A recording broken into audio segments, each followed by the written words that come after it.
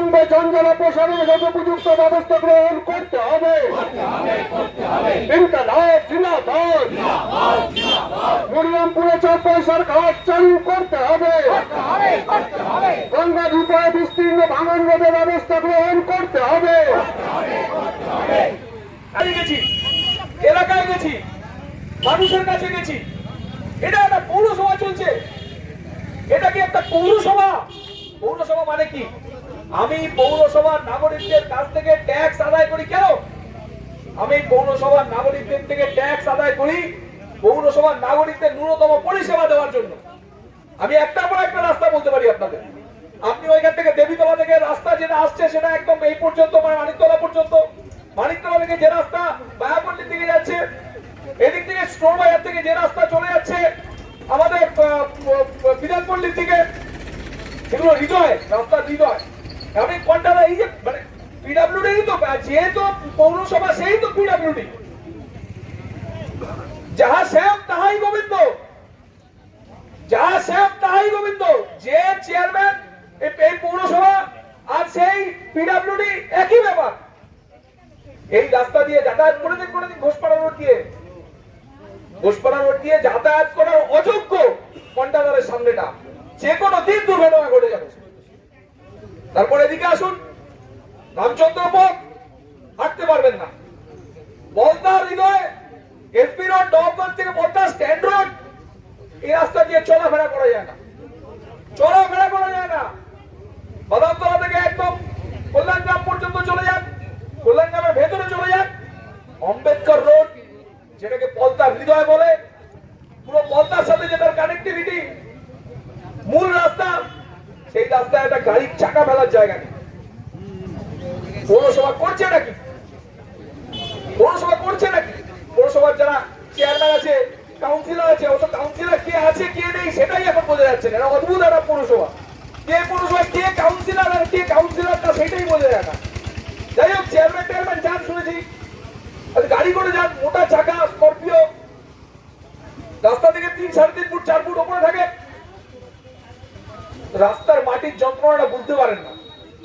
আমরা যারা প্রতিদিন ছোটখাটো গাড়ি নিয়ে, সাইকেল নিয়ে হেঁটে যাই, আমরা জানি যে এই রাস্তা রাস্তা না, একে রাস্তা বলা যায় না, এটা রাস্তা কুড়ে পরিণত হয়েছে। ন্যূনতম ভাবনা নেই পৌরসভার এই রাস্তাগুলোকে।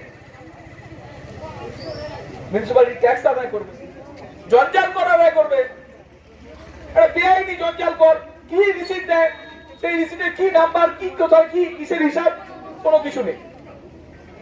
বাজারগুলোয় গেছেন, পৌরসভার বাজারগুলোতে, পৌরসভার যেগুলো বাজার আছে, বাজারগুলোতে গিয়ে দেখুন।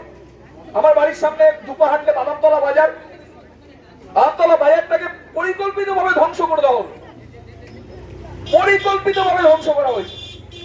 ওই বাজারের ভেতরে এখন কোনো মানুষ যেতে পারবে না, বাজারের অবস্থা এমন করে রেখেছে। কোনো প্ল্যানিং নেই, কোনো ভাবনা নেই।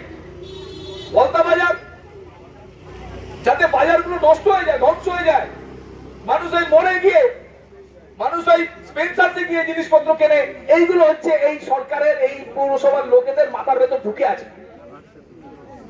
এদের মগজে কারফিউ, এদের ব্রেনে পোকা, এরা মানুষের উপর এই জন্য অত্যাচার করতে চায়। সেই জন্য ভাবনা নেই।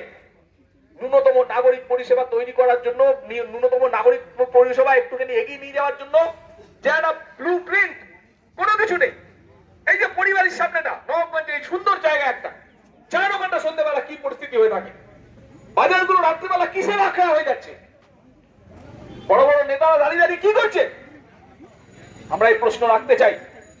তার সাথে বলতে চাই, তার সাথে হাজারো হাজারো মহিলা এখন রাস্তায় বেরোয়, কাজে বেরোয়। হাজারো হাজারো মহিলা এখন ছোটখাটো ব্যবসার সাথে যুক্ত, দোকান করেন, বিভিন্ন কাজ করেন। এই পুরো পৌরসভা অঞ্চল জুড়ে একটা রাস্তা আছে, যে রাস্তার উপর একটা উন্নত মানের শৌচাগার আছে? আছে? নেই।